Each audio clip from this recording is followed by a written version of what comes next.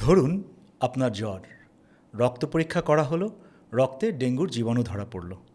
আপনার ডেঙ্গুর যে ডেঞ্জার সাইনগুলো থাকে তার কিছুই নেই। তাই আপনার এই মুহূর্তে হাসপাতালে ভর্তি হওয়ার প্রয়োজন নেই।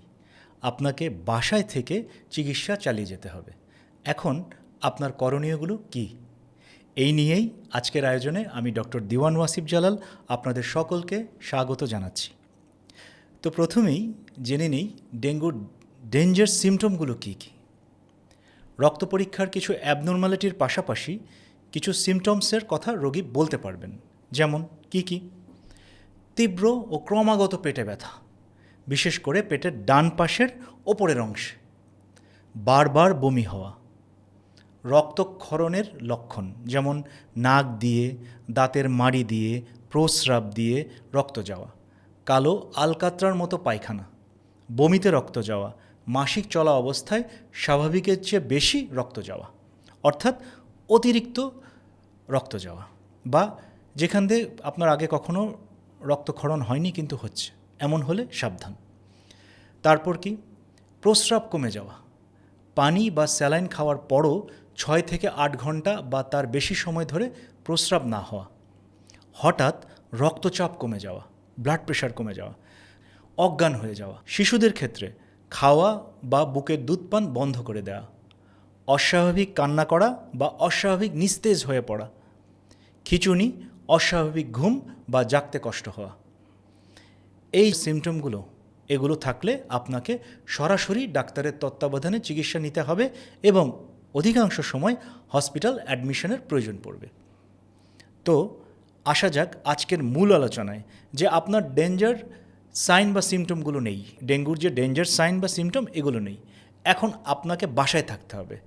আপনি বাসায় আপনার যত্ন কিভাবে নেবেন? প্রথমে সবচেয়ে গুরুত্বপূর্ণ যা হলো পর্যাপ্ত তরল বা ফ্লুইড ইনটেক। ডেঙ্গুতে মৃত্যুর প্রধান কারণগুলো হলো পানি শূন্যতা, ডিহাইড্রেশন এবং যেটাকে আমরা বলি প্লাজমা লিকেজ। একজন প্রাপ্তবয়স্ক ব্যক্তি হিসাবে প্রতিদিন 2.5 থেকে 3 লিটার তরল গ্রহণের চেষ্টা করুন। Fluid intake 2.5 to 3 litre. বিশুদ্ধ খাবার পানি পানের পাশাপাশি ওআরএস বা খাবার স্যালাইন, ডাবের পানি, লেবুর শরবত, স্যুপ, ফলের রস ইত্যাদি আপনি গ্রহণ করতে পারেন। এখানে ওআরএস কীভাবে খাবেন, মানে স্যালাইন কীভাবে খাবেন? একসাথে বেশি না খেয়ে প্রতি 5 মিনিটে বা দরকার হলে 10 মিনিটে 2-3 চুমুক করে।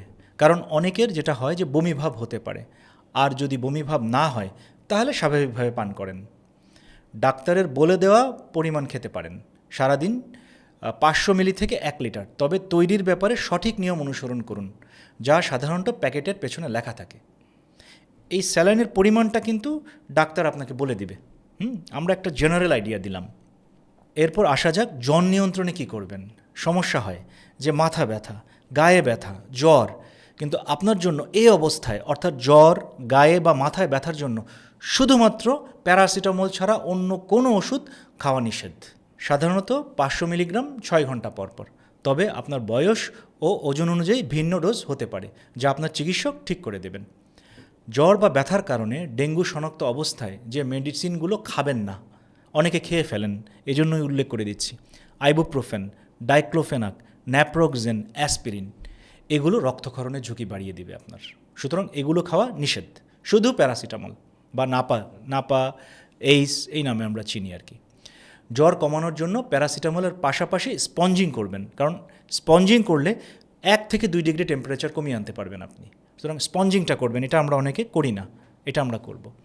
এরপর কি করবেন? পর্যাপ্ত বিশ্রাম নেবেন, ঘুমাবেন। বিশ্রাম এখানে খুব জরুরি। ভারী কাজ থেকে বিরত থাকুন, জিম করবেন না। এরপর আসা যাক খাবার কি খাবেন।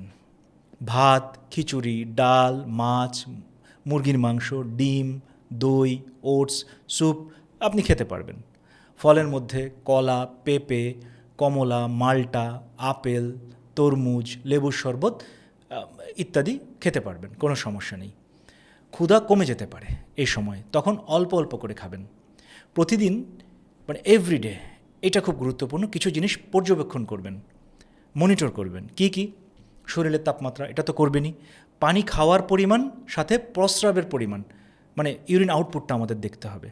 বমি হচ্ছে কিনা ঘন ঘন, হ্যাঁ, পেট ব্যথা হচ্ছে কিনা, রক্তক্ষরণ হচ্ছে কিনা, অতিরিক্ত দুর্বল লাগছে কিনা, এগুলো একটু লক্ষ্য করতে হবে, মনিটর করতে হবে।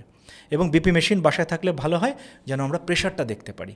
আচ্ছা, এরপর কি? সিবিসি রক্ত পরীক্ষা। সাধারণত চিকিৎসকের পরামর্শ অনুযায়ী প্রতিদিন বা একদিন পর পর সিবিসি আমরা করে থাকি, করা যেতে পারে। বিশেষ করে জ্বর কমার সময়টাই, হঠাৎ কমে যেতে পারে জ্বর, হ্যাঁ, তৃতীয় দিন সাধারণত এটা হয়, চতুর্থ দিনে জ্বর কমে যেতে পারে। এই সময় কিন্তু খুব ইম্পর্ট্যান্ট হচ্ছে এই সিবিসিটা মনিটর করা। মনে রাখবেন, শুধু প্ল্যাটলেট কম হলেই হাসপাতালে ভর্তি হওয়ার দরকার হয় না। রোগীর শারীরিক অবস্থা বা যে ডেঞ্জার সাইনগুলো বললাম, এগুলো দেখাও গুরুত্বপূর্ণ। আরেকটা বিষয় হচ্ছে, রোগী নিজে মশার কামড় থেকে বাঁচতে এবং বাসায় অন্যান্যদের সংক্রমণ থেকে রক্ষা করতে সব সময় কী করবেন? মশারি ব্যবহার করবেন সব সময়, 24 আওয়ার্স। এটা একটু লক্ষ্য রাখবেন। এবার আমরা একটু কথা বলবো পেঁপে পাতার রস নিয়ে। প্রশ্ন দাঁড়াচ্ছে, এটি কি প্ল্যাটলেট বাড়ায়? বর্তমান বৈজ্ঞানিক গবেষণায় দেখা গেছে যে পেঁপে পাতার নির্যাস কিছু রোগীর প্ল্যাটলেটের সংখ্যা দ্রুত বাড়াতে পারে। তবে এটি জটিলতা, রক্তক্ষরণ, হাসপাতালে ভর্তি বা মৃত্যুর ঝুঁকি কমায় এমন প্রমাণ নেই।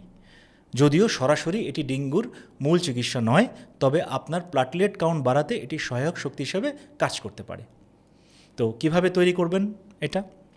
প্রথম 2-3টি পরিষ্কার, পরিণত, ম্যাচিউর যে পাতা, কিন্তু খুব পুরনো নয়, এমন পাতা নিন, ভালোভাবে ধুয়ে ফেলুন, মাঝের যে শক্ত ডাটা ফেলে দিন, পাতা ব্লেন্ড করুন, হ্যাঁ, একটু পানি দিয়ে ব্লেন্ড করতে পারেন, পরিষ্কার কাপড় দিয়ে ছেঁকে নিন।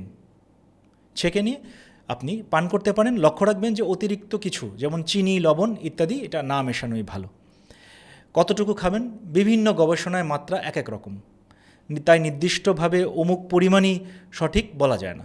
যদি তাজা পাতার রস ব্যবহার করা যায়, অনেক জায়গায় 5 থেকে 10 ml 5 থেকে 10 ml দিনে 2 বার, খাবারের পরে আবার 3 থেকে 5 দিন এটা খেতে পারেন। তবে যারা খাবেন না, গর্ভবতী নারী, স্তন্যদানকারী মা, যদি চিকিৎসক অনুমোদন না দেন, খাবেন না।